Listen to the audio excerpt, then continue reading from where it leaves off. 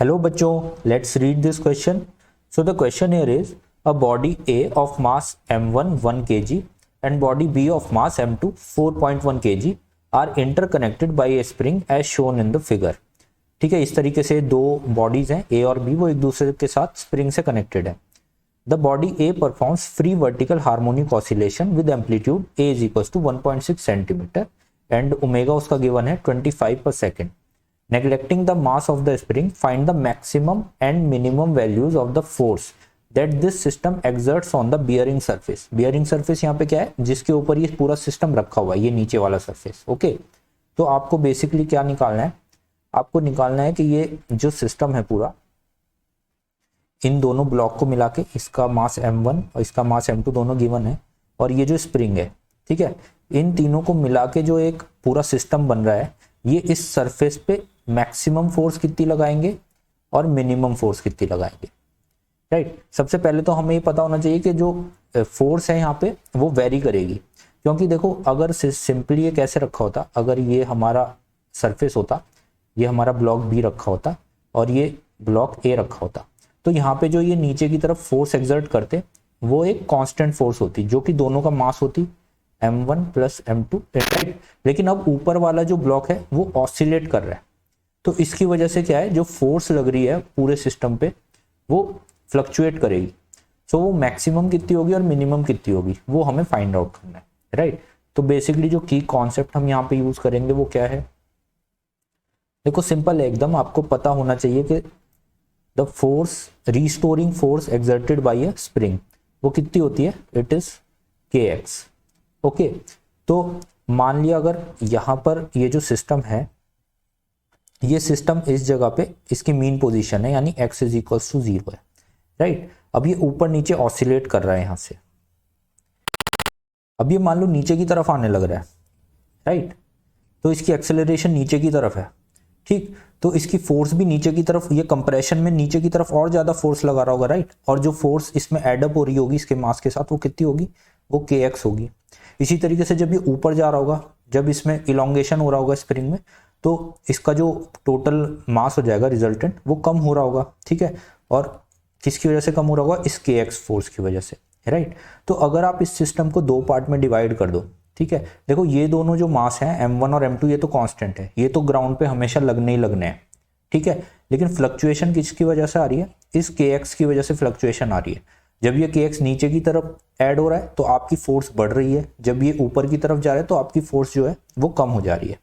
Right, तो इस case में जो आपकी नेट फोर्स होने वाली है, जो आपकी एफ नेट होने वाली है, आप उसको कैसे लिख सकते हो, इस ग्राउंड पे जो नेट फोर्स नीचे की तरफ ये जो लग रही है, let's say it is F net. Okay, F net को आप कैसे लिख सकते हो, it is force due to mass m2 जो कि आपकी कांस्टेंट है. ठीक है, इसकी वेट की वजह से जो लग रही है. ऐसे ही एक फोर्स m1 के मास की वजह से नीचे की तरफ लग रही है, वो भी कांस्टेंट है क्योंकि उसका मास चेंज नहीं हो रहा. प्लस आपकी जो फोर्स स्प्रिंग आपको प्रोवाइड करा रहा है. ठीक है, अब ये जो फोर्स है ये कभी पॉजिटिव हो रही है कभी नेगेटिव हो रही है, जिसकी वजह से ये एफ नेट की वैल्यू चेंज हो रही है.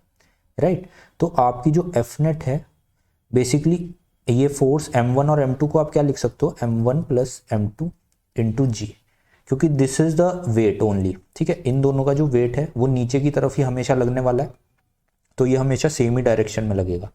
ठीक है, इसके अलावा जो आपकी फोर्स है kx वो यहाँ पे प्लस माइनस हो रही है. जब वो नीचे की तरफ आ रहा है तो ये आपकी जुड़ रही है, जब वो ऊपर की तरफ जा रहा है तो ये आपकी माइनस हो रही है.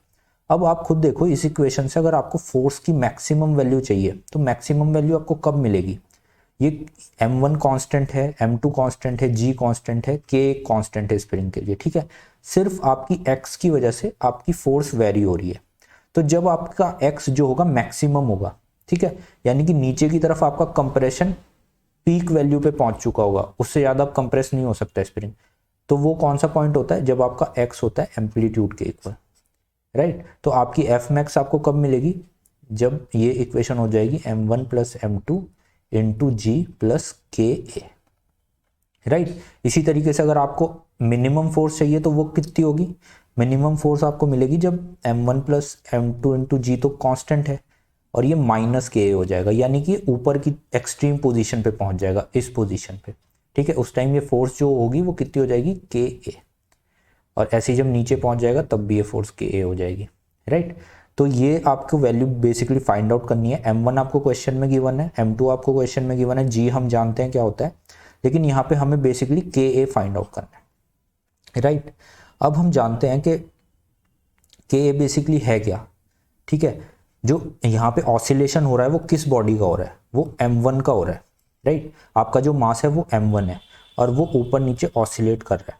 तो फ्रॉम न्यूटन सेकंड लॉ हम क्या कह सकते हैं कि m1 into acceleration of m1, ठीक है, इसी को एक्सेलरेट आप कर रहे हो, इज इक्वल्स टू किसके हो जाएगा, ये जो फोर्स है आपकी kx, राइट। और ये जो मीन, अगर आप बिल्कुल इसकी एक्सट्रीम पोजीशन पे जाओगे तो उस टाइम kx कितनी हो जाएगी, ka, और उस टाइम पे आपकी एक्सेलरेशन भी कितनी होगी, मैक्सिमम होगी, राइट। ये फोर्स की वैल्यू मैक्सिमम कब होगी, जब आपकी एक्सेलरेशन मैक्सिमम होगी, क्योंकि मास तो कांस्टेंट है ना m1 का। सो ये आपकी बेसिकली इक्वेशन आ जाएगी, यहाँ से आप ka की वैल्यू फाइंड कर सकते हो। तो ka की आपकी जो वैल्यू आने वाली है वो कितनी आएगी, इट इज m1 आपको क्वेश्चन में गिवन है, राइट।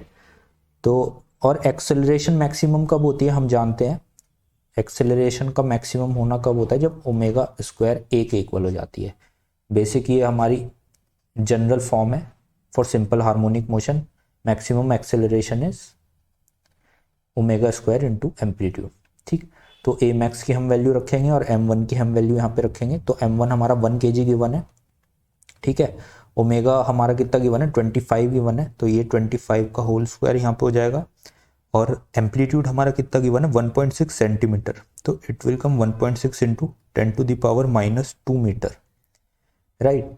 तो ये हमारी वैल्यू होने वाली है के ए की। तो आप इसको सॉल्व करोगे तो ये कितना आने वाला है, 625 इंटू 1.6 अपॉन 100, तो ये सॉल्व करके आएगा 10 न्यूटन, राइट। तो यहाँ से अब आपकी एफ मैक्स आपको मिल जाएगी। एफ मैक्स आपकी कितनी आएगी, F max is m1 plus m2 into g plus k a. अब ये जो वैल्यू है m1 प्लस m2 इंटू जी, इसको अगर हम कैलकुलेट करें तो m1 आपका कितना है 1 kg, it is 1, plus m2 आपका कितना है 4.1, राइट। और जी की आप अगर वैल्यू रखोगे 9.81, तो यहाँ से आपको इसकी वैल्यू मिल जाएगी अप्रॉक्स 50 न्यूटन।